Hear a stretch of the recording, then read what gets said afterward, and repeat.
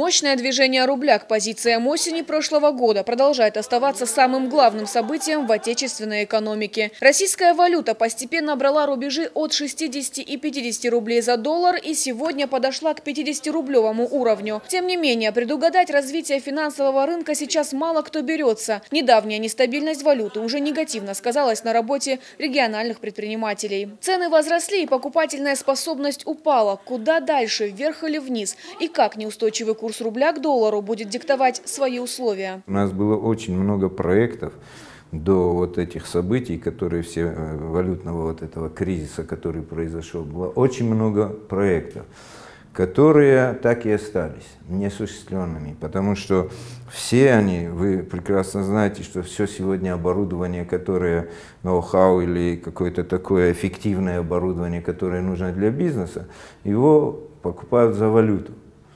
Ну, если валюта там в прошлом году росла такими темпами, что бизнес за ней не успевал, то, соответственно, эти проекты все остались замороженными. Тех денег, которые были у них, не хватало на то, чтобы вот, в связи с изменением валюты, ростом валюты, они не смогли проплатить.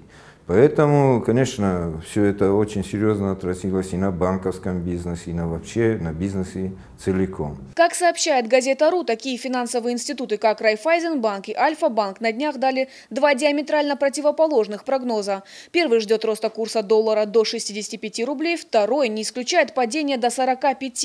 В период кризиса больше всех остальных страдают простые граждане. Вместе с финансовой нестабильностью появились и другие сопутствующие проблемы, например, безработица. Следствием слабости рубля по отношению к валюте стал также рост цен на продукты и медикаменты. Безусловно, некоторые магазины добровольно выставили ряд фиксированных цен на продукты. Аптеки предоставили список препаратов с безобидными ценами. Но на фоне общей картины это скорее единичные случаи. Кризис и санкции сказались и на возможностях россиян путешествовать. Дальние дали, если и притягательные, то порой недостижимы. Людям приходится выбирать страны с более-менее приемлемыми ценами, такие как Египет и Турция.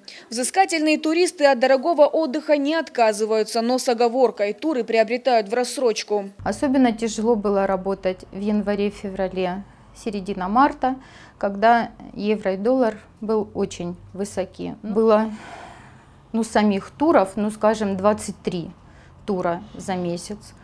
Это не очень много. Вот сейчас, в добрый час, эти 23 стало 42. В основном едут в Италию люди, потому что Италия, Чехия на сегодняшний день – это те страны Евросоюза, которые нам дают всегда визы.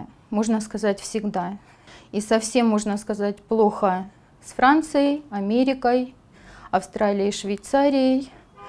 Вот в связи с ситуацией на Украине наш регион попал в не очень хорошую репутацию перед этими странами. Возвращаясь к теме экономической нестабильности, стоит отметить вопрос бывшего министра финансов Кудрина президенту Путину. Он прозвучал в ходе сегодняшней прямой линии. Вопрос больше похожий даже на вердикт. Кудрин полагает, что сейчас экономический рост страны в среднем составляет 1,5% в год, что ощутимо ниже мировой планки. Постепенно доля российской экономики будет уменьшаться, и продолжаться это будет до 2018 года. Президент с ним согласился, заметив, однако, что антикризисная программа уже расписана, утверждена и будет внедряться. Фатима Дзываева, Олег Рамонов, Осетия ТВ.